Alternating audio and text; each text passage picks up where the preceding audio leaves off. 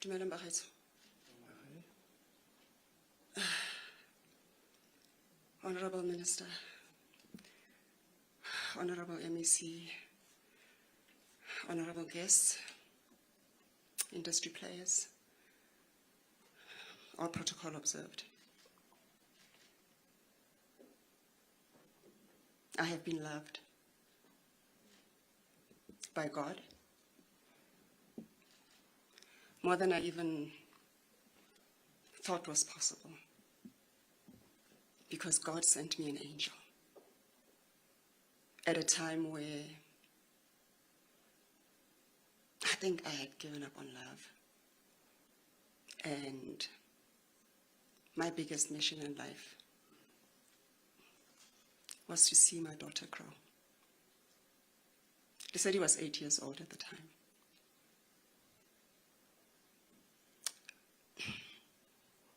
One evening, very unexpectedly, very unannounced, an angel walked into my house. I was introduced to this angel by his laughter, because I was all the way down the passage in my bedroom, and I just heard this laughter, belly laughter. Anyone who knew Mr. Shaw knew his laughter, coming from my kitchen. I wasn't expecting any guests.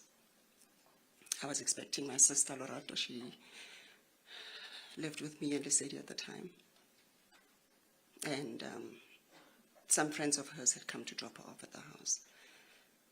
But there was just something about that laughter. Usually I would not have gone out, because it was her friends. She would have handled it.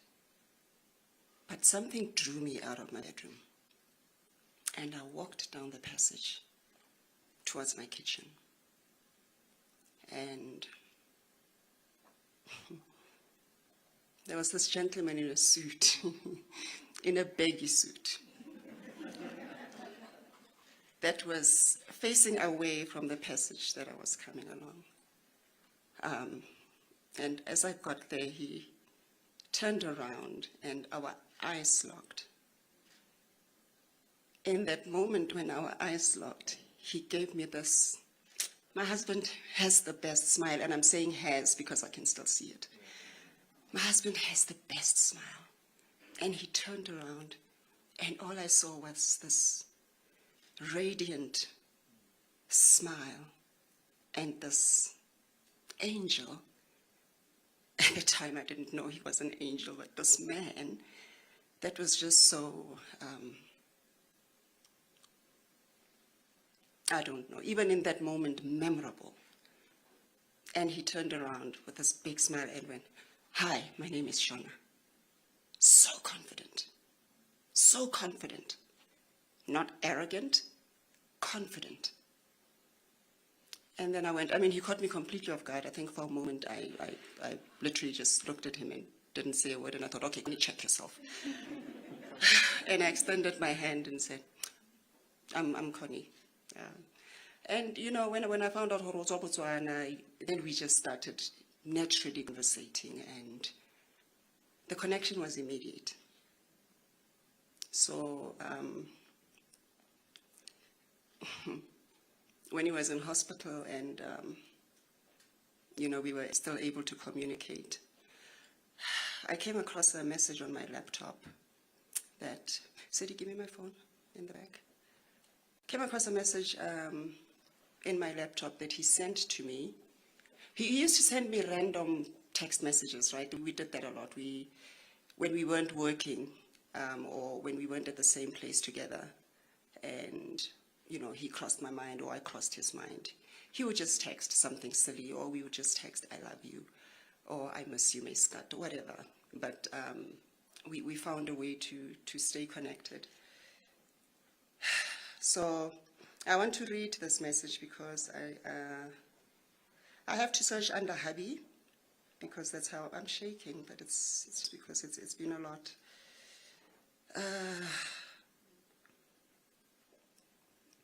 So I screenshot the message, and I sent it to him.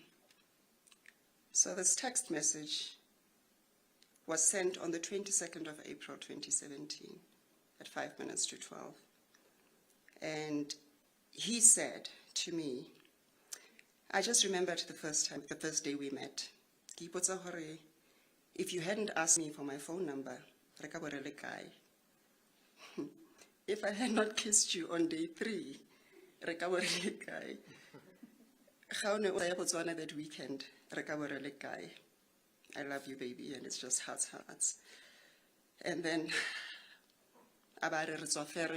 and then did the fist bump, which was our thing, and a hug. And then I did 3 cry faces.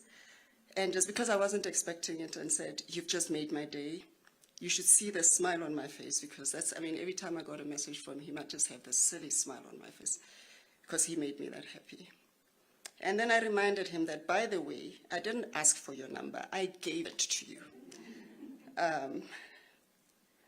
Miss you too, baby. I love you. And then he remembered, oh, yeah, you are right. I love you. But that's what God blessed me with, you know. A life partner for 20 years. I thought we were going to have a lifetime together. But that wasn't to be. I'm not crying today. I'll probably cry later. I'll cry as the emotions well up. But today I choose to celebrate my husband. I choose to celebrate a giant. I don't know, you guys, you saw the show reel. My husband was a showman, right? Not a show off. He was a showman. He walked into a room and you felt his presence. He walked into a room and you felt God's presence. The first thing Shona said to me when we were getting to know each other, actually the first time he went to my room, because now he wanted to see around the house, was, and my sister can testify to this, was, he said, under the bed. And I thought, what do you want under my bed? And he lifted my duvet cover, looked under the bed and said, oh, okay, no, oskun, you know. A lot of people hide dirt under the bed.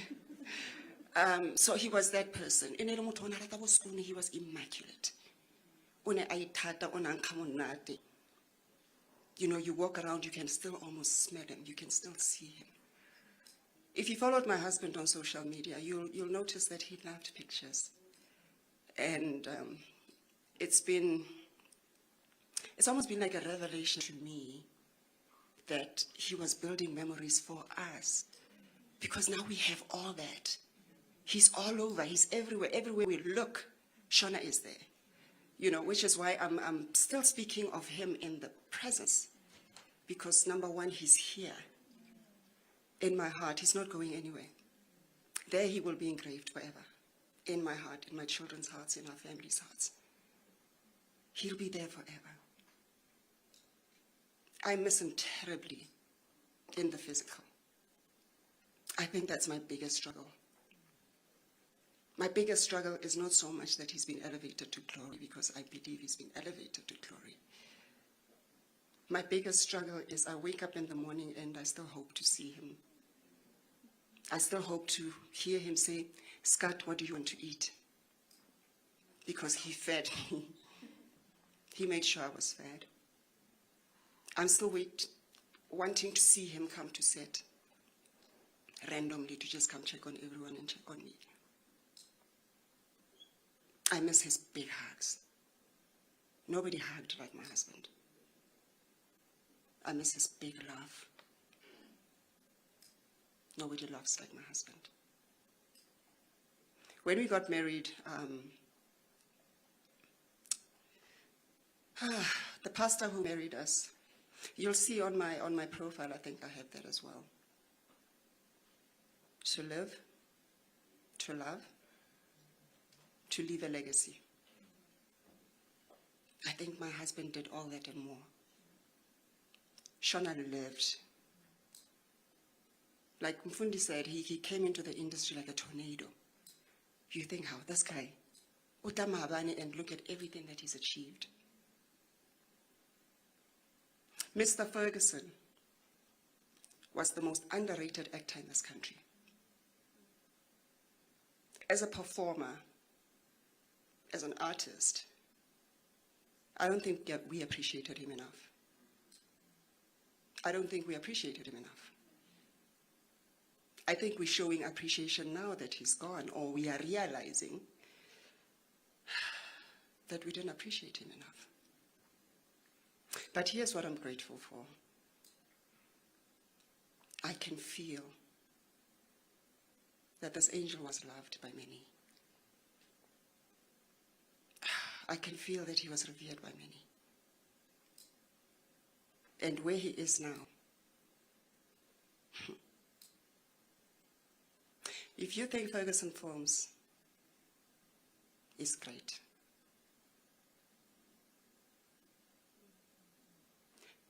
know that Ferguson Films is great. Because that's my husband's legacy. And it is going to continue growing from strength to strength if I have anything to do.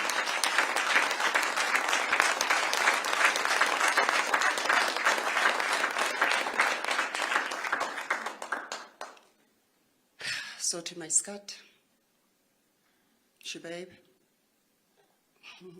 Melaiti, my love. I called him so many things. We called each other so many things.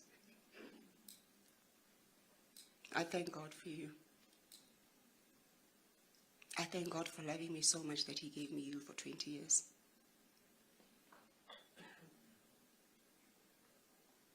I think he knew, Shona, from when he was young. To him, every day was a blessing. And he said that to us all the time. Every day is a blessing. And this man lived every day like it was his last day. Didn't do anything in half measures. Went all in. Everything he did went all in. That's a big lesson for all of us. Live every day like it's your last day. Love your people like you may not see them tomorrow. Don't have regrets. Don't have regrets. That's the one thing I'm proud of. There are no regrets, just memories. Beautiful memories. I pray to God, comfort me and my family. I trust God. God is still God. I thank you all for your prayers and your words of comfort. My family and I draw strength from that.